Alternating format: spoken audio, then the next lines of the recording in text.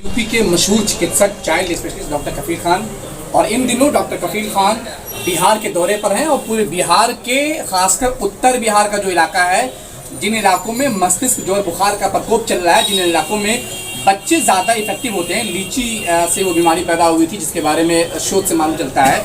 और डॉक्टर साहब आजकल बिहार में घूम रहे हैं। डॉक्टर साहब, आखिर ऐसी क्या वजह है कि बिहार में आप बहुत ज़्यादा काम करते हैं और बिहार में ही बच्चों पे काम करने के लिए क्या ज़रूरत है? एक तो बिहार के वालों से जो है बहुत प्यार मिलता है, बहुत सम्मान मिलता है, और लगता नहीं है कि मैं यूपी से डिफरेंट हूँ यहाँ पे। ये सबसे बड़ी वजह है कि लोगों का प्यार है जो बार बार बुलाता है। और आपको यहाँ पे थोड़ा सा स्टार्टिंग में करेक्ट करना चाहूँगा, लीची से ये चमकी बीमारी नहीं होती है। रिसर्च के वो बहुत कन्फ्लिक्ट रिसर्च है। लीची से हाइपोग्लाइसीमिया होता है।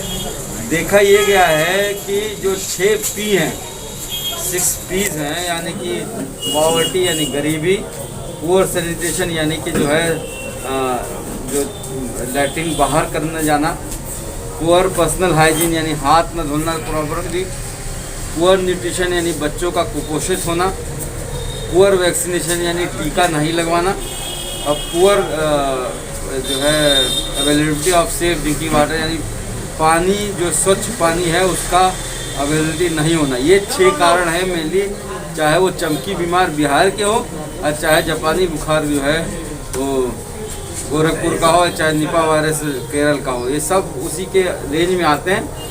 लीची का ये होता है कि जो बच्चे गरीब होते हैं और पहले से चूँकि माल नरिश होते हैं, कुपोषित होते हैं, उनको अगर सिर्फ खाने को लीची मिलता है तो मान लीजिए खाना रात में उन्होंने खाया और सिर्फ लीची खाने को मिला, उसमें एक पॉइजन होता है, वो बच्चे को इफेक्ट कर सकता है, हाइपोग्लाइसीमिया कर सकता है, और हाइपोग्लाइसीमिया की वजह से सीजर आता है और इंकेफ्लाइटिस हो जाती है।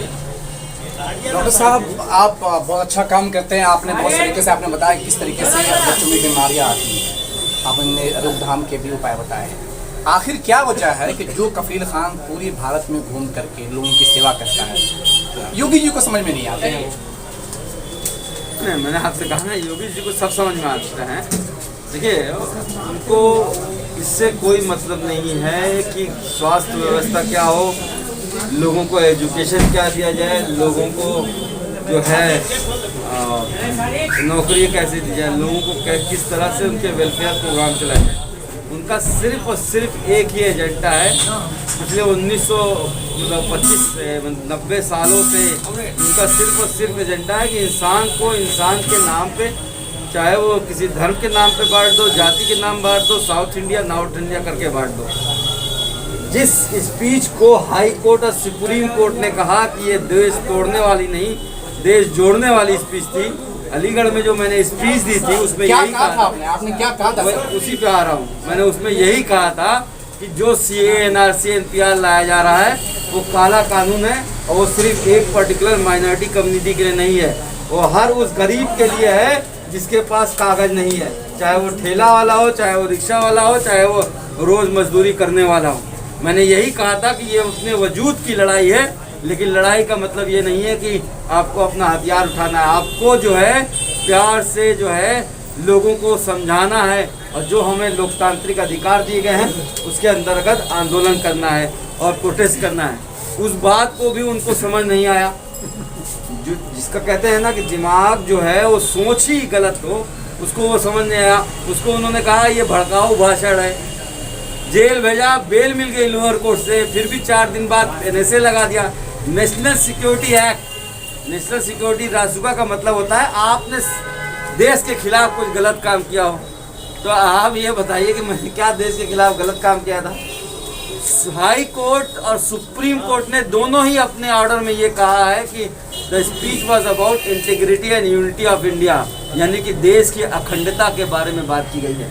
तो जिस व्यक्ति को ये नहीं समझ में आता हो कि जो मैं बोल रहा हूँ वो देश की अखंडता के बारे में है, उसको आपने मुख्यमंत्री बनाया हुआ है। तो आप ये सोचिए कि उसकी सोच क्या होगी और वो कैसे प्रदेश चलाएगा। डॉक्टर साहब, एक बात और जानना चाहूँगा। 2-3 साल पहले जब यूपी में बच्चों की मौत हुई थी गोरखपुर में, 4 बड़ा साल हो मामला, गए, 4 साल हो गए। आखिर क्या हुआ था उस दिन को लोग जानना चाहते हैं कि डॉक्टर कफील खान ने क्या किया था ऑक्सीजन की कैसे कमी हो गई, कैसे क्या कफील खान की कमी थी वहाँ पे, कफील खान ने कोई चूक किया था या फिर चूक कुछ और लोगों ने किया था, कफील खान पे क्या था आखिर उस दिन, ये बहुत सारे लोग जानना चाहते हैं। बहुत सारे लोग जान चुके हैं, शायद आपको नहीं पता है इसलिए आप ये क्वेश्चन पूछ रहे हैं। पूरी दुनिया को पता है कि डॉक्टर कफील ने उस रात क्या किया था, और पूरी दुनिया को पता है कि किसने, मुख्यमंत्री ने किसको बचाने के लिए जो है डॉक्टर कफील को बलि का बकरा बनाया था। उसमें बहुत डीप नहीं जाना चाहूँगा, इतना ही कहूँगा कि हाई कोर्ट ने साफ साफ ये कहा था कि डॉक्टर कफील के खिलाफ उत्तर प्रदेश गवर्नमेंट एक सबूत नहीं दे पाई है, ना ही चाहे भ्रष्टाचार का हो, चाहे ना ही मेडिकल इंजीनियरिंग का हो। इनकी अपनी इंटरनल इंक्वायरी जो योगी जी ने खुद अपने प्रिंसिपल सेक्रेटरी से कराई, उसने ये कहा कि डॉक्टर कफील ने हर निर्दोष जान बचाने की कोशिश की। 500 सिलेंडर लेके आए, अपने पैसे से लेके आए, कोई जो है चिकित्सा लापरवाही करप्शन का इनके ऊपर सबूत नहीं बनता है। वो इंक्वायरी रिपोर्ट भी आ गई है। तो देखिए जो है इतना ही कहना चाहूँगा कि सिर्फ डॉक्टर कफील उसमें जो है सताए नहीं गए, वो 63 बच्चों के माँ बाप भी आज भी अपने बच्चे के लिए तड़पते हैं, आज भी इंसाफ के लिए वो इंतज़ार कर रहे हैं। ये सबसे ज़्यादा ज़रूरी समझने की बात है।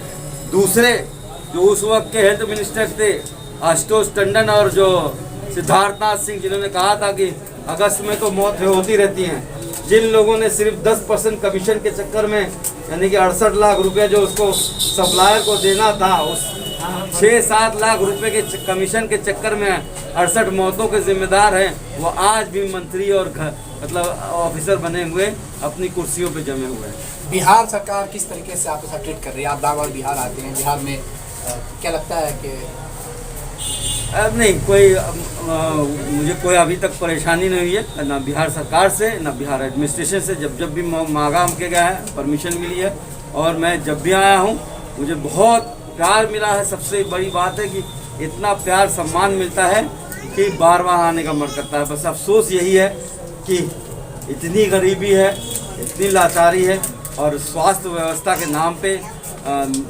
जो मैं उस मुजफ्फरपुर के चमकी बीमारी में जब हमने 1 महीना काम किया था, उस वक्त डॉक्टर हर्षवर्धन आए थे और उन्होंने, मुझे याद है मैं उस वक्त था, उन्होंने ये वादा किया था कि मुजफ्फरपुर के श्री कृष्णा मेडिकल कॉलेज में 300 बेड का एक इंकेफ्लाइटिस वार्ड खोला जाएगा बच्चों के लिए, और बिहार में 6 NIV सेंटर खोले जाएंगे, यानी वायरोलॉजी सेंटर खोले जाएंगे।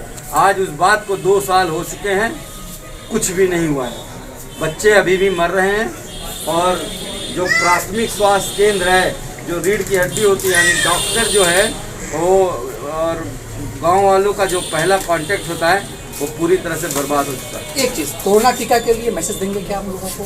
कोरोना टीका ज़रूर लगवाना चाहिए। जो भी आपको व्हाट्सएप से या किसी भी तरीके से बरगलाता है, गुमराह करता है, वो आपको चाहता है कि आप कोरोना का टीका ना लगवाएं और आपके घर वालों की मौतें हों। दुनिया में 100 करोड़ से ज़्यादा लोगों को टीका लग चुका है, इंडिया में 30 करोड़ लोगों को टीका लग गया है।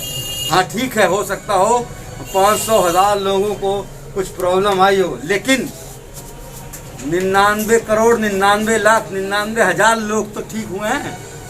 इस बात को समझना चाहिए। आप जो है पोलियो का टीका लगवाते हो ना, पोलियो के टीकों में 1 लाख बच्चे में से 1 बच्चे को पोलियो हो जाता है, तो क्या वो बंद हो गया? आप मीजल्स, मम्स, गुलसुआ का टीका, हेपेटाइटिस का टीका, टेटनस का टीका, चिकन पॉक्स का टीका लगवाते हो? आप पैरासीटामोल दवा खाते हो, एक पैरासीटामोल की दवा से हो सकता हो आपका लीवर खराब हो जाए, इजंट इट, हेपेटाइटिस हो जाए। हर दवा का अपनी साइड इफेक्ट होता है, हर वैक्सीन 100% प्रूव नहीं होती है। लेकिन जो ये बातें कहते हैं कि आपको नापुंसकता आएगी, इम्पोर्टेंसी आएगी, आपका जेनेटिक चेंज हो जाएगा, आपको जो है ये सरकार की साजिश है, लड़कियों को जब महीना आता है तब टीका नहीं लगवाना चाहिए, तो ये सब गलत बात है। चाहे आपको डायबिटीज़ हो, चाहे आपको हाइपरटेंशन हो, चाहे बच्चे अपनी माँ अपनी बच्चे को दूध पिला रही हो, चाहे मतलब शुगर की बीमारी हो, बीपी हो, हार्ट की प्रॉब्लम हो, एलर्जी की प्रॉब्लम हो, मतलब एलर्जी अगर वो वैक्सीन के इंग्रेडिएंट को छोड़ के आप टीका लगवा सकते हो। टीके का कॉन्ट्राइंडिकेशन सिर्फ और सिर्फ एक ही है, वैक्सीन में के जो कंपोनेंट है उसकी वजह से एलर्जी, वरना आपको अर्थराइटिस है, अस्थमा है, बीपी की बीमारी है, शुगर की बीमारी है, आप टीका लगवा सकते हो। तो आप थे डॉक्टर कफील खान, आपने हमें समय दिया, बहुत बहुत शुक्रिया।